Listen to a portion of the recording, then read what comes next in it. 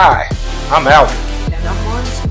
and And this this is is Life Life and and Marriage Marriage with with Alvin. Alvin and Marcy. So today we're going to have a conversation about self-care and how important it is to a marriage, even to a couple. Absolutely. Yeah. So I guess I'll start. Huh? Marcia, what comes to mind for you at first when you hear the word self-care, when you hear the phrase self-care?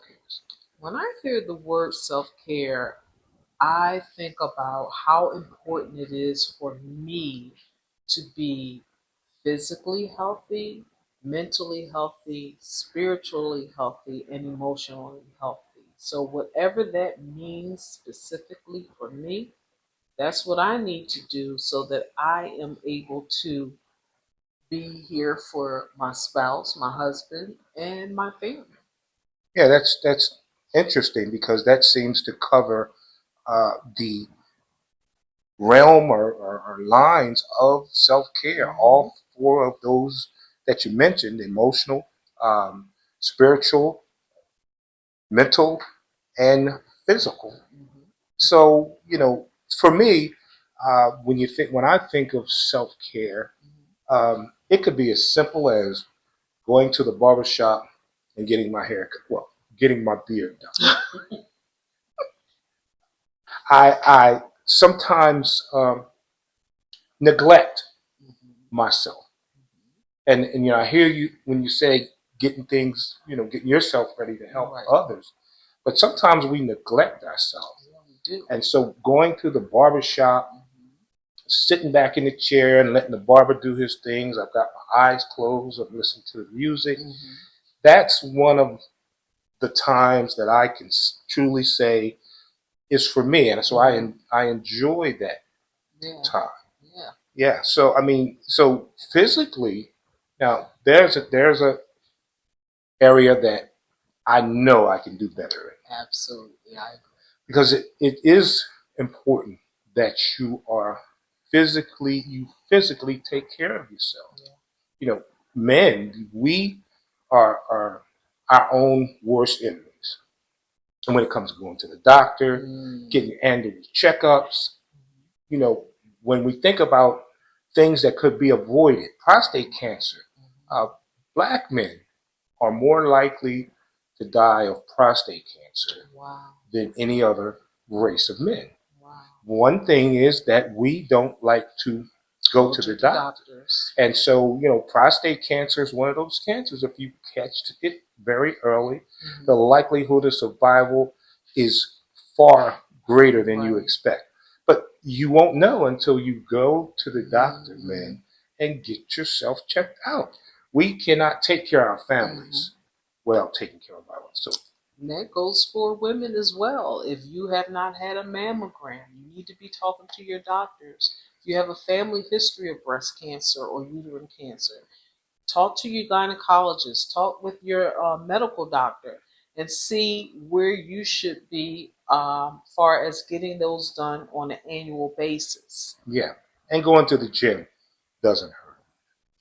Yeah. Taking a walk. I listened to the statistics about the amount of people who join the gym in Mm. January.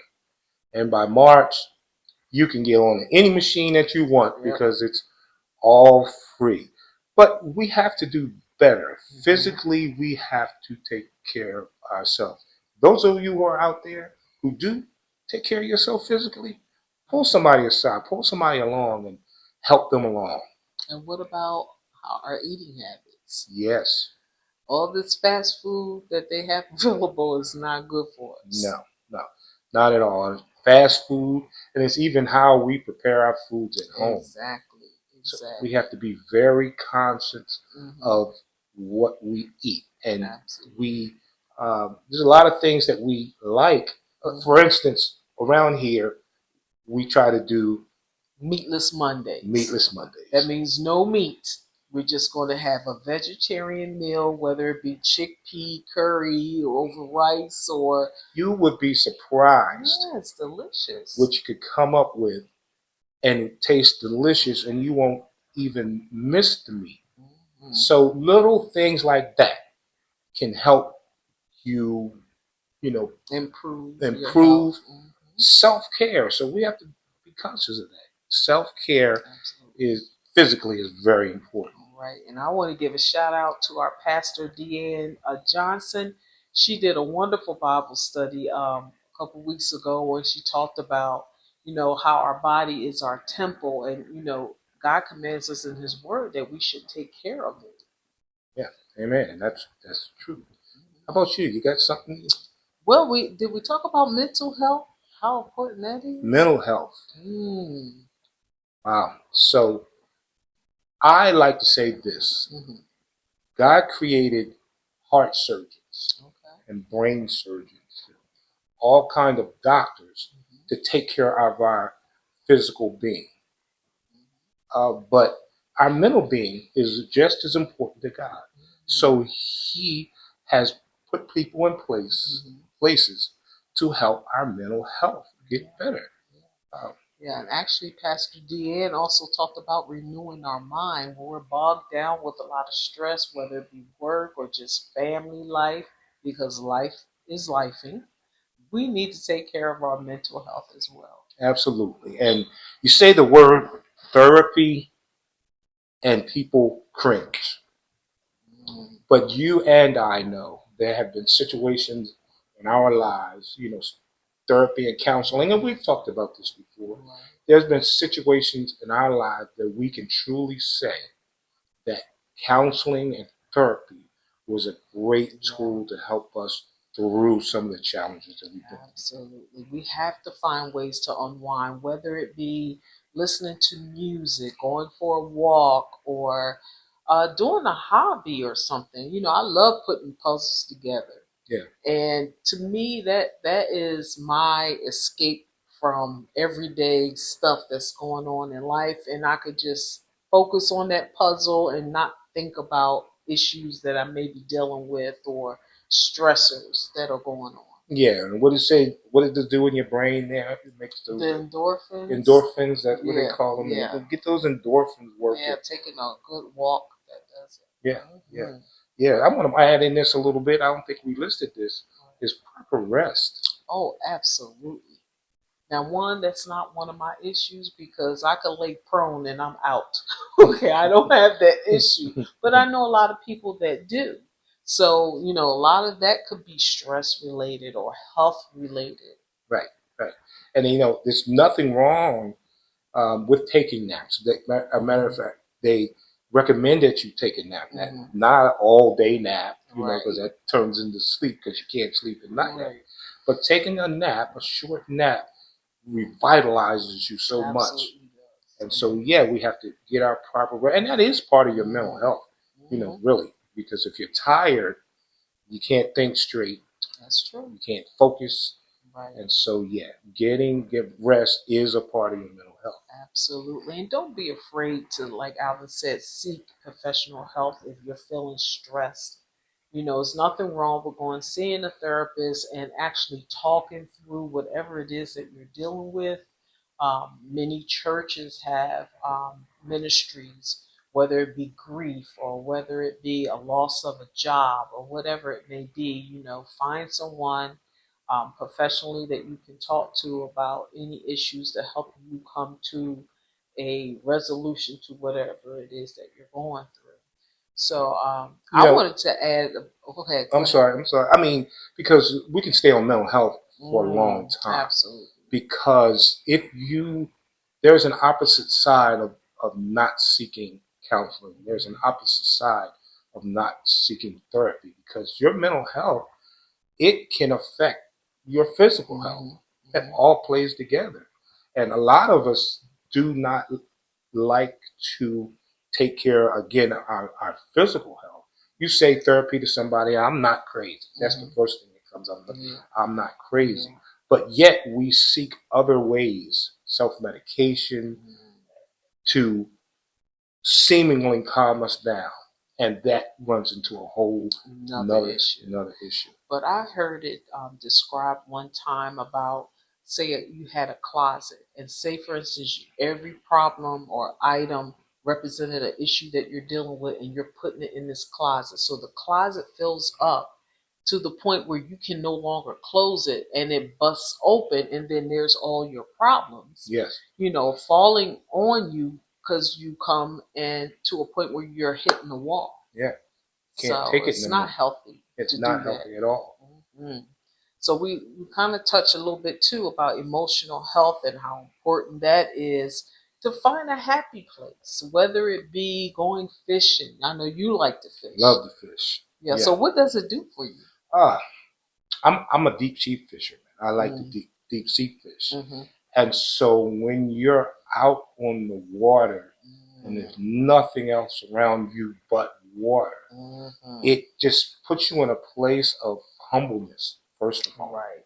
Puts you in a place of humbleness, and then it's you and your fishing rod and the fish.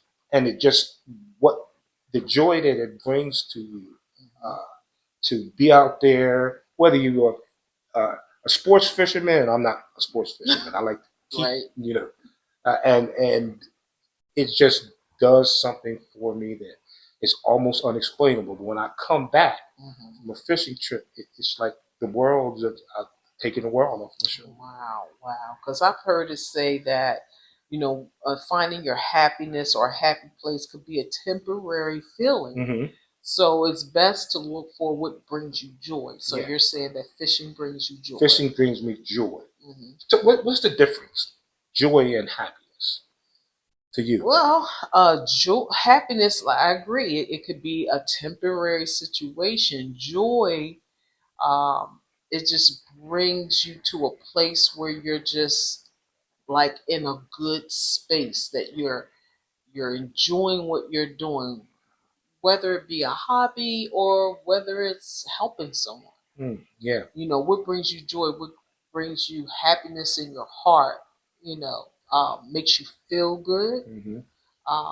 It's a deeper emotion too, because okay, I I I am happy when I'm around you. That sounds good, but I enjoy being around. I enjoy being around. And that's a deeper feeling, and it works like that too. Joy is to be in a place of joy. See, my place of joy is serving. I like to serve. I get my most enjoyable time out of serving others. That's awesome. That's amazing. So, what about your spiritual health? Wow, spiritual health. How important is that? Spiritual health is the foundation to me of all, of the health that we've made, because we are created by God. And we're spiritual beings. And we're spiritual beings. So it's mandatory, in my opinion, it is mandatory that you have to spend time and be connected with your spiritual self. Your spiritual health has to be tuned in before any of this, to me. Before you start your day. How do you how's your spiritual health? How do you keep your spiritual health healthy? Well, the first thing, and I can honestly say this year has been much better. Making sure that I'm not picking up my phone to see if there's a work email, or to see if what else I may have to do with my business or anything like that. It's basically listening to a prayer. We listen to God in purpose, with purpose prayer. We listen to that every morning, and just being able to get in that mindset that you're having a worship moment, meditating on God's word, whatever the scripture may be, and just letting that permeate through you, before you start your day and you're ripping and you're running. It's so important, because I feel like when I don't do it, I feel discombobulated, like lost. I'm like, okay, I need to slow down and get my quiet time with God. Yeah, and post COVID, in COVID, churches shut down, and everything was Zoom. And I am grateful for the opportunity to attend church in Zoom. But for me, it's nothing like being in the atmosphere. Now I Absolutely. know people have different challenges to keep them that physically they can't come to church and face those media outlets that are available to Mhm. help them see the worship service Yeah. is good. It's and I'm glad they have it. But for Mhm. me, being amongst other believers and being in the church Mhm. is what Yeah. works for me. Yeah. So let's have a transparent moment. Okay. Now during COVID we were home.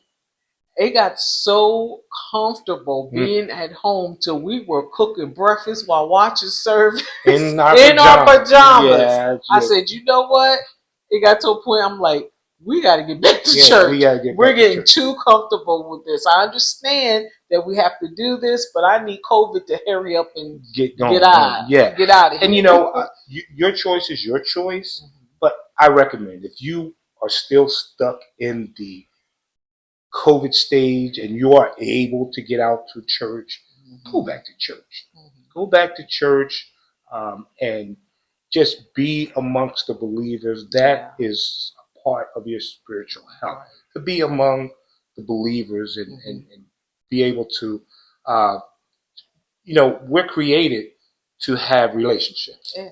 Yeah. And so getting those relationships renewed, get back to church. This is just Alvin talking now, but I'm just suggesting because Yeah. that's work I for mean, me. it's important. I enjoy seeing, you know, people at church that may not have seen a Sunday before, and just embracing, being able to even embrace them and just kind of talk with them, say, hey, what's going on with you? You know, how you doing? And praying for one another, being encouragement to one another. I just enjoy that. We work so hard every day. Some of us Mm-hmm. work hard every day, and we really, our concentration, or is more built on providing, getting the bills paid, keep working.